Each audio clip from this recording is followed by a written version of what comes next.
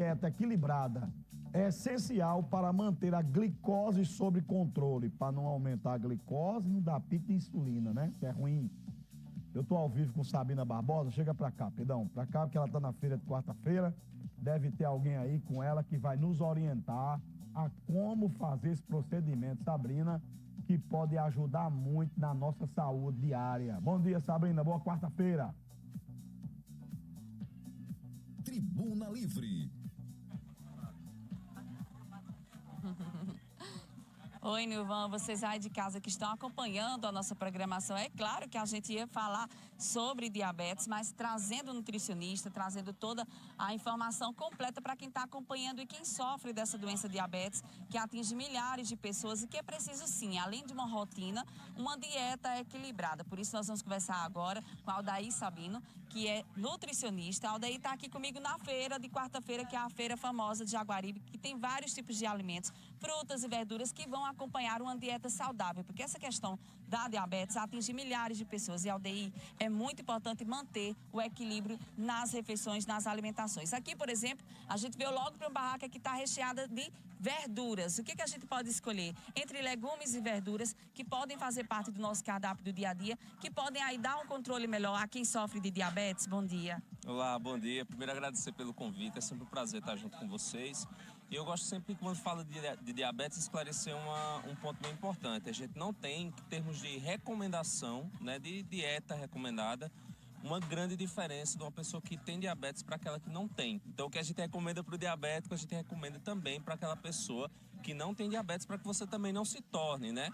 Que é o caso do diabetes tipo 2. Então, uma das primeiras coisas é a ingestão de fibras e a forma de fracionamento dessas refeições. Então, existem pessoas que às vezes comem uma vez no dia ou passam muito tempo sem se alimentar, ou só se alimentam no começo do dia, passam o resto do dia sem se alimentar.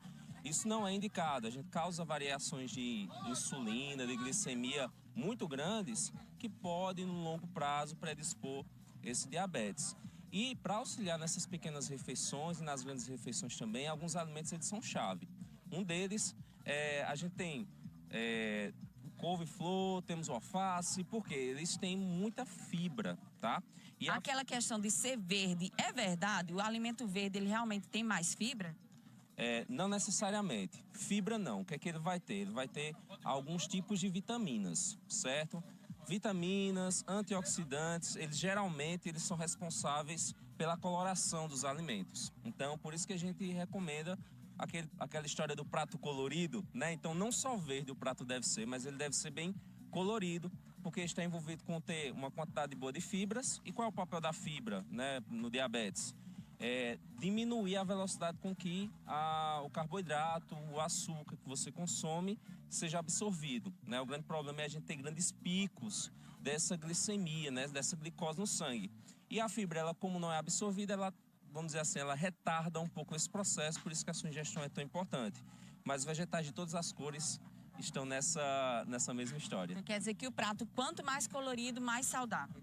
Tende a ser, sim, mais saudável. Quanto mais colorido, se você tem o verde, o vermelho, tem ali o amarelo, a gente vai ter, sim, uma maior variedade de nutrientes, né? E tendo uma variedade de nutrientes, dificilmente você vai ter uma deficiência ou um excesso. Então, sim, quanto mais colorido, mais a gente ensina dessa forma, né? Isso se torna mais fácil da gente usar no nosso dia a dia. Olha, eu tenho uma curiosidade sobre berinjela, porque é um alimento que, assim, todo mundo fala que tem que ter na dieta, que tem que ter no nosso dia a dia, e eu não gosto muito, não tem um sabor que me agrada, e isso eu sei que é a maioria das pessoas. Mas para quem tem diabetes, quem precisa se controlar, tem que colocar isso na dieta também. Eu queria que você desse uma dica para o pessoal de casa sobre como utilizar a berinjela. E aqui na Feira de Jaguaribe, como a gente está vendo, também a questão da conservação dos alimentos, da forma de como eles estão expondo e como a gente vai levar esse alimento para casa. Perfeito. Em relação ao consumo da berinjela e outros vegetais também, esses vegetais eles são muito recomendados por terem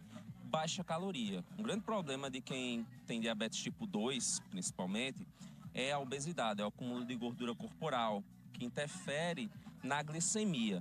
Então, esses vegetais, eles são muito conhecidos por ter baixa caloria e saciar bem. Você vai conseguir comer uma grande quantidade, não sentir tanta fome. E aí, por isso que eles são recomendados. Quer dizer que, obrigatoriamente, você precisa ter a berinjela na sua alimentação? Não. A gente pode variar. Tem outros alimentos que têm essa mesma característica que a gente vai conseguir inserir na sua alimentação. O importante é realmente se atentar nessa ingestão calórica, evitar alimentos que têm uma caloria muito alta, certo? Em relação à questão de conservação, né? Na conservação, o que é que vai ajudar muito? Primeiro, é a questão de higienização. Hortaliças e vegetais, como nós estamos vendo aqui, naturalmente eles são expostos, né? Eles vêm com resíduos da própria horta, tá? Então eles vão chegar com detritos, com resto de fezes. Na verdade não é fezes literalmente, né? Mas ali o adubo, né, que é utilizado. Isso pode conter, por contaminação cruzada, algum parasita, bactéria, que pode causar algumas patologias, certo? Mas isso é próprio desses alimentos in natura. Nós não vamos encontrar um alimento in natura que veio da horta sem bactéria.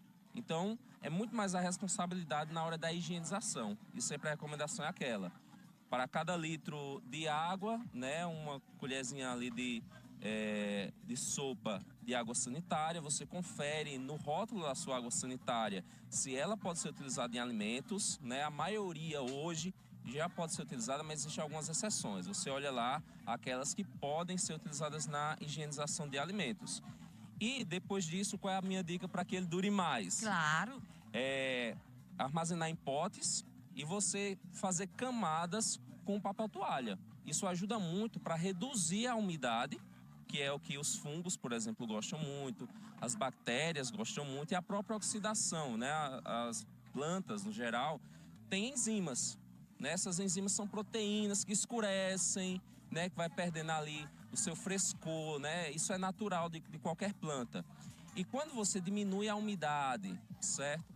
Isso faz com que essas enzimas elas funcionem de maneira mais lenta. Então esse alimento, né, essa planta, ela vai durar mais tempo com essas características. Isso vai ajudar bastante. Muito bem, obrigada, viu, Aldeir, pelas suas dicas. A gente sempre traz o nutricionista aqui na feira para poder dar essas dicas bacanas a quem está acompanhando a nossa programação. Olha, o alimento aqui a gente já está vendo, inclusive, que está bem lavadinho, bem higienizado, mas vamos seguir a dica do nutricionista. Chegar em casa, fazer a higienização correta, como ele bem ensinou aí. E vocês podem, inclusive, trocar essas dicas e essas informações como internauta, já que todo mundo está acompanhando a nossa programação, tem o YouTube aí, vai aí, escreve no YouTube direitinho como é que você costuma comprar os seus alimentos e conservar eles em casa para durar muito mais. E para quem sofre de diabetes, a dica é essa: procure sempre o nutricionista adequado, porque segundo a Federação Internacional de Diabetes, cerca de 537 milhões de adultos entre 20 e 39 anos, eles vivem com diabetes no mundo. São dados voltados a 2021. E aqui na Paraíba, a Organização Mundial de Saúde alerta, porque o Brasil é o 5º país com maior número de pessoas com diabetes no mundo, e a Paraíba não corre atrás desses dados, não. Muita gente está se cuidando, está atrás de nutricionista, está muita gente tentando manter um equilíbrio na alimentação, mas infelizmente a gente ainda tem um índice alto de pessoas com diabetes e é preciso ter um equilíbrio na alimentação para você viver de forma mais saudável. Aqui eu já estou vendo uma senhora comprando, tá recheando aqui o cardápio dela com frutas, com verduras, mas principalmente com o que a gente chama, tem que ter verde no prato para poder ser mais saudável. A senhora costuma se alimentar de forma saudável? Tô vendo aí você escolhendo as verduras, os legumes. Sim, Sempre tem que ter. sempre tem que ter. Vem sempre aqui à Feira de Jaguaribe? Sempre. É o melhor local para comprar os alimentos assim, né? É, Gosta muito? sim.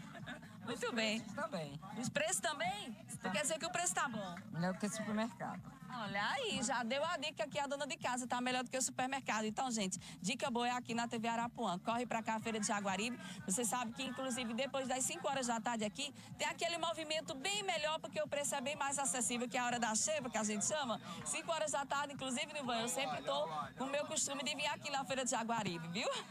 O convite é com vocês aí de casa. Eu volto com vocês aos estúdios.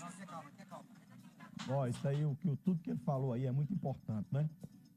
Eu tinha minha glicemia, antes de perder peso, minha glicemia de manhã em jejum. Sabe quanto é que era?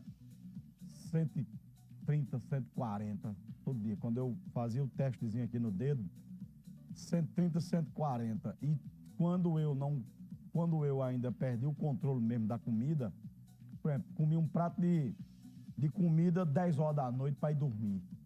Quando era no outro dia de manhã, minha glicemia eu acordava, estava em 250, 280. Era de jeito.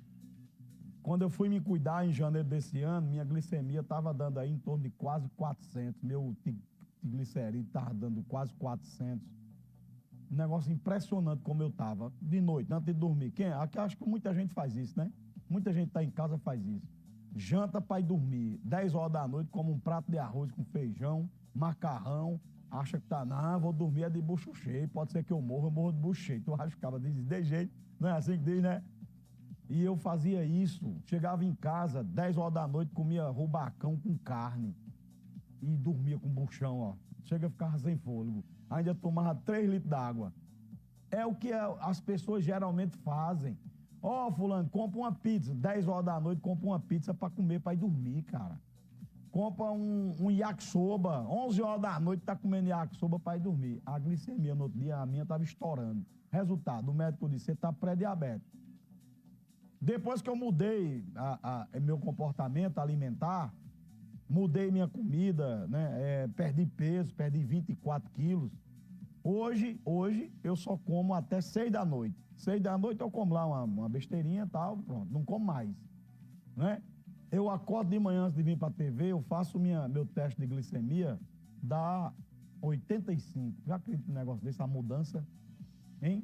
Eu já saí da zona de pré-diabetes, deixei de tomar remédio da diabetes, deixei de tomar remédio de pressão e minha saúde hoje é outra coisa, amiga. Então, mude também seus hábitos.